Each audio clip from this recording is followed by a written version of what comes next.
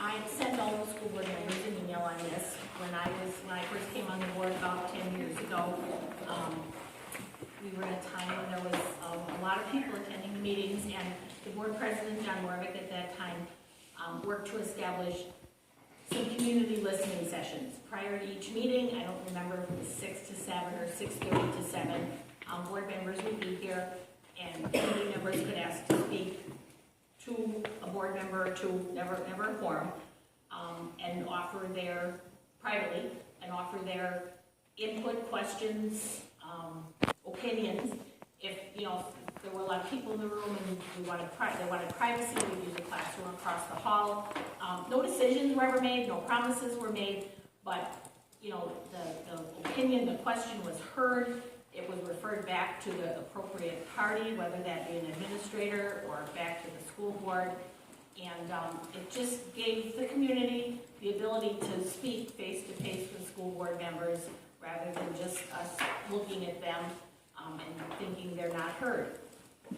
So my proposal is that we enact those listening sessions again and see how they're received and if they're valuable for people. And the reason they respond is nobody showed up. Well, I think we've been about 6 months, and they were active in the beginning, and then they got less and less, and so nobody was coming, so we just ended them. But at this time, I think they'd be a valuable thing. We can do that as goals of interest. That's probably a normal pattern. So what was I guess, oftentimes folks don't feel safe enough to communicate to board members, so I appreciate the fact that there's anonymity and confidentiality associated with that. But I also think that oftentimes issues are, whatever issue a parent or community member brings forward is something that's resonating within the rest of the community. So how does that circle back? I mean, I know that you say it's referred back to the appropriate party, but I would like to see that circle back to the full board, that the anonymity could be maintained in terms of who the person was that raised the issue. But I think part of the transparency comes with us being able to respond to all of those issues openly. And I think that's a good idea. I'm trying to remember, I think, as I recall, I would just go to John and say, Mrs. Smith wanted to talk about this, and John and I would talk about it, and John would take it and deal with it. John never brought it back to the Well, back to the board that these are the issues that I don't think they ever, I don't know that, I don't remember if they ever came back. Well, I might want to understand that. But that might be something that we should implement along with this, whatever the process is. So that everybody hears what the result Everybody is. hears, yes. Do you need a motion on So I think it would take the board agreeing to do that, determining a time frame, determining if everybody's just going to be here at 6:30 and whoever can talk to whoever, or if we're going to do it in a rotation basis. I think that's what we did before, was we had a couple people commit to coming for sure, so there would definitely be somebody here at 6:30 every time. And sometimes I think it's good if somebody's talking, they want to talk in private, that they might talk to 2 board members so that each one is hearing the same thing. Sometimes you can misconstrue something, just like being a patient advocate. It helps to have a couple of people listening to what the doctor's saying. So that might be, versus putting one on one and saying, "Who said this?" So this is something we should have a motion and a start date. Would these be at regular board meetings or also at special board? Well, we have 2 regular board meetings a month. Yeah. So we want to Just do regular. both. The special is usually for a specific item, Right. two months. Lisa, this wouldn't take the place of the open discussion during the board meeting. No.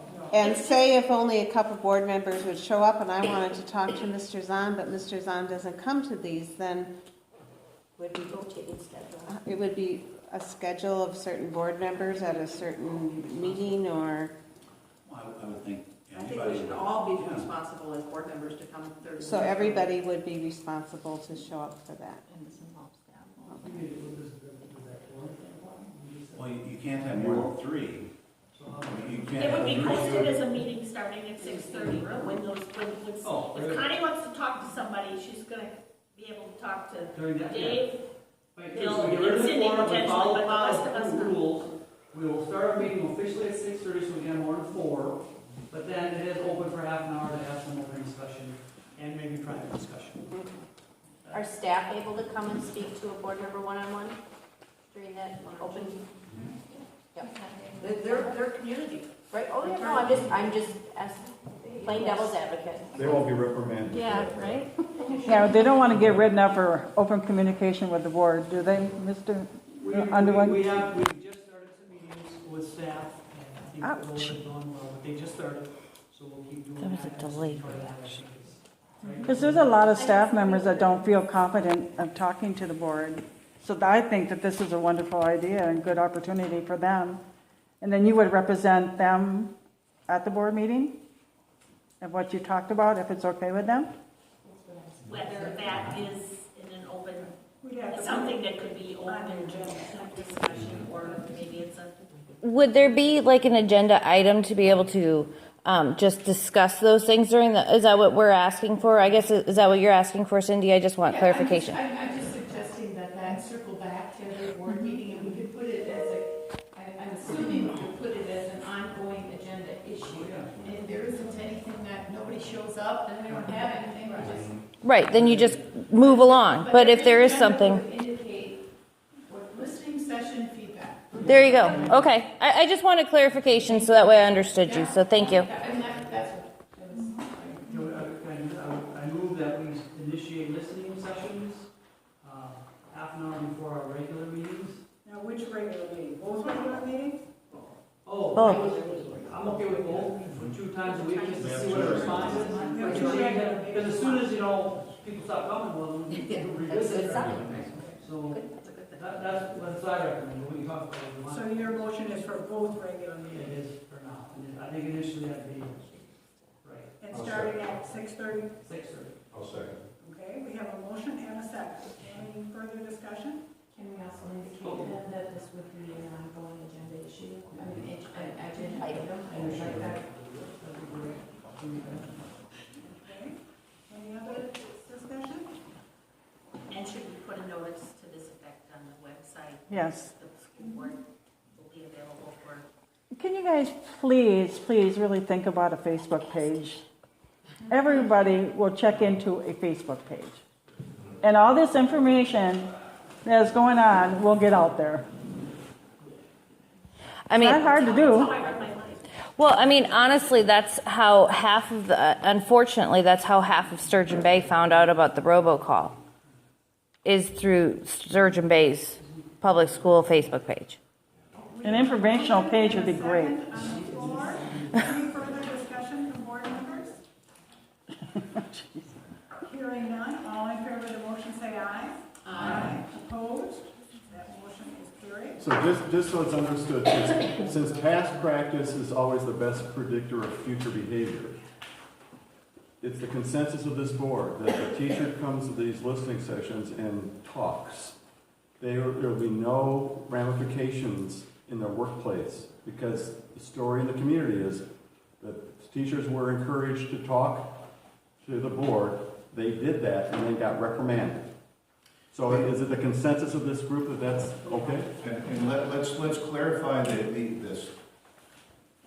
There is still a protocol for chain of command, for issues that need to be resolved within the school. We as a board do not want to circumvent the process by having all issues come to the board when they should be going through and being resolved within the protocol that's in place. By all means, And that's all that happened before, and that's what happened. Can you let him speak, please? He But- wasn't finished. I want to clarify for you. Let him speak. That it is not the intent of this board to micromanage and solve problems internally in the school that are supposed to go through that process. That's all I need to say. That's absolutely correct, because no board member by themselves have the authority or power, whatever you want to call it, to make any type of decisions or plans. But because many of the teachers are also members of the community, it does create a strange, different relationship to the board, since they are electors to the elected. And what if they have a problem with the superintendent and don't want to go to her? Who do they go to? Well, let me give my answer now. Okay. I believe that what I'll do, if anyone believes there's been retaliation because they talked to the school board, they should articulate that clearly to me, or the school board, that is, and we should review that, because not everything that is interpreted by you as a retaliation may not be that, but we want to look into it. So I don't think by what I'm saying and what I've understood this board to say, there should not be reprimanding or retaliation from this day forward if you come to the school board. But what Bill said is correct. Right. I'll be the first one, because I'm a lazy guy, you'll find, I'll be the first one to say, follow this process. If someone has a problem with the chain of command, I got 20 years of chain of command, so bring it to me. I want to hear about it.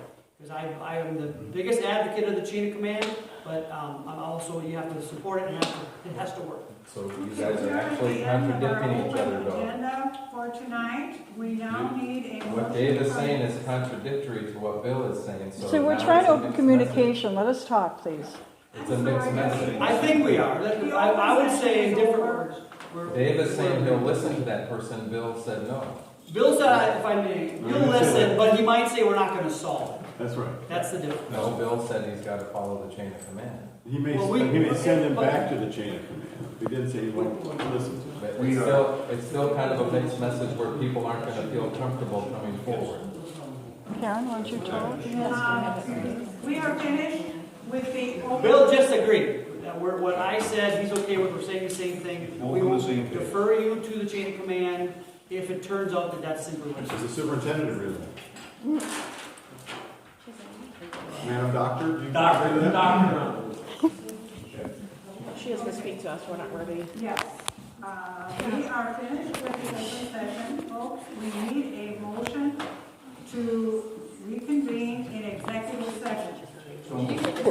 Wait a minute, wait, you can't do that, because you didn't even vote on the listening session yet. We were still, We did vote on the listening session.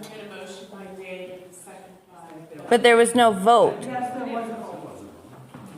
There was a vote. No, There was no vote. there was no vote, Sue. You have a vote recording. Yes, 7-0. Our- Okay, folks, we need to get some order here. And we are now ready for a motion to convene in executive session. So moved. Do we going to have a second? We'll do a roll call vote. Dave? Aye. Lisa? Aye. Aye. All right.